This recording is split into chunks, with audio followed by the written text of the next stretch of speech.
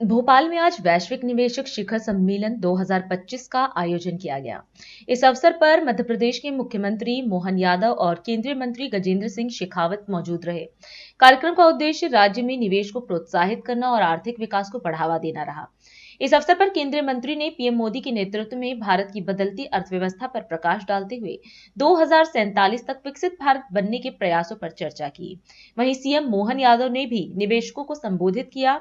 सम्मेलन में विभिन्न उद्योगों के प्रतिनिधियों, निवेशकों और सरकारी अधिकारियों ने भाग लिया और राज्य में निवेश के अवसरों पर चर्चा की। माननीय प्रधानमंत्री जी ने कल इस समिट का उद्घाटन किया है और अपना उद्घाटन के भाषण में जो भारत में संभावनाएं, जिन क्षेत्रों में, 3 क्षेत्रों में जो आने वाले समय में भारत की इकोनॉमी, जो पिछले लगातार 4 साल से दुनिया की सबसे तेजी से बढ़ती हुई अर्थव्यवस्था है, सरकार के पॉलिसी डिसीजंस के चलते हुए, सरकार के इकोनॉमिक रिफॉर्म्स के चलते हुए और भारत के हितों के साथ में समझौता न करने की नीति के चलते हुए आज पूरा विश्व इस बात को स्वीकार कर रहा है कि भारत की अर्थव्यवस्था जो पिछले लगभग 6 साल में दुगनी हुई है, 2 ट्रिलियन से 4 ट्रिलियन तक पहुंची है और हम दुनिया की 5वीं बड़ी अर्थव्यवस्था बने। अभी हाल ही में हुई दावोस इकोनॉमिक समिट में सब लोगों ने संवेद स्वर से इस बात को स्वीकार किया है कि भारत की अर्थव्यवस्था अब जिस रास्ते पर चल रही है, अब हर 7 साल बाद में वो जो साइज आज है उससे दुगनी होती जाएगी। आज हम 4 ट्रिलियन की इकोनॉमी के बेस पर खड़े।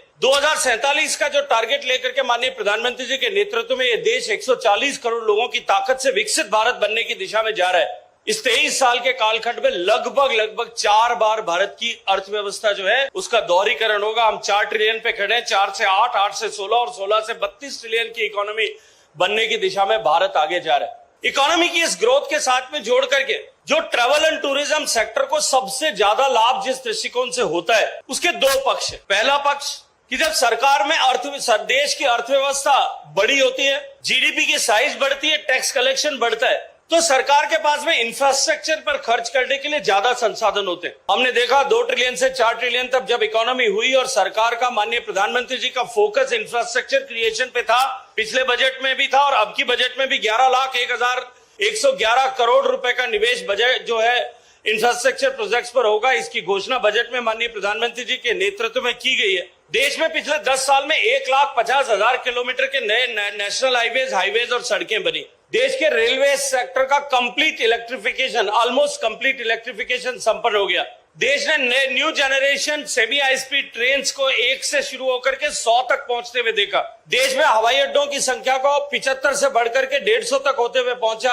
वाटरवेज जो भारत में नहीं थे, उनको नए वाटरवेज को भारत में खड़े होते हुए और बनते हुए देखा। पिछले 5-10 साल के कालखंड में अर्थव्यवस्था जब केवल 2 से 4 ट्रिलियन तक पहुंची है। मैं यहाँ उपस्थित आप सब लोगों से आग्रह के साथ में कहना चाहता हूँ, कल्पना करके देखिए कि जब हम 4 से 32 होंगे तब भारत कहाँ होगा। जो संख्या आज हमारे हवाई अड्डों की 157 है, जो संख्या आज हमारे वंदे भारत एक्सप्रेस की लगभग 100 के आसपास पहुंची है, अगले 5 साल में यह संख्या दोनों जगह पर दुगनी होने वाली। और उसके साथ साथ में देश की सरकार की नीतियों के चलते हुए जिस तरह से भारत में गरीब आदमी, सामान्य मानवी जो बुनियादी आवश्यकताओं के संघर्ष से पिछले दशकों से जूझ रहा था, वो अब उन आवश्यकताओं की पूर्ति करते हुए सरकार के सहयोग से आज मध्यम वर्ग में प्रवेश कर चुका है। और भारत में 25 करोड़ लोग गरीबी की रेखा से बाहर निकल करके मध्यम वर्ग के हिस्सेदार बन गए, सम्मान के साथ में मध्यम वर्ग का जीवन जी रहे हैं। और उनके जेब में पहली बार डिस्पेंसेबल इनकम उस एस्पायरेशनल क्लास के जेब में आई है। उसका परिणाम आपको देखने को मिलता है जब आंकड़े आते हैं 7 दिन पहले कि अयोध्या में 1 साल में 13 करोड़ तीर्थयात्री आए, या हमारे उज्जैन के महाकाल लोक में महाकाल बाबा के दर्शन करने के लिए 1 साल में 7 करोड़ लोग आते हैं। शिवशेखर शुक्ला जी गर्व के साथ में कहते हैं कि Madhya Pradesh have created new benchmarks and new heights की 13 करोड़ लोग मध्य प्रदेश आ गए। ये इसके कारण से संभव हो पा रहा है कि भारत की अर्थव्यवस्था इस तेज गति के साथ में बढ़ रही है और भारत का मध्यम वर्ग निरंतर विकसित होता हुआ और बड़ा होता जा रहा है। आयुष्मान योजना के माध्यम से माननीय प्रधानमंत्री जी ने जो बड़ी सौगात दी है, इसी आधार पर माननीय मंत्री जी, मध्य प्रदेश सरकार ने हमारे अपने राज्य के अंदर एविएशन नीति में बदलाव किया है। और मुझे लगता है शिवशेखर जी ने बताया होगा, बता दिया सबको, कि हमारे यहाँ टूरिज्म के बढ़ाने के लिए हमारी खुद की विमान सेवा भी है। और अब माननीय मंत्री जी मदद करना, हम 7.5 लाख रुपया पर फ्लाइट, प्रति फ्लाइट प्रतिदिन अगर आती है तो इंसेंटिव देंगे उसको लाने के लिए। हमारी सरकार के माध्यम से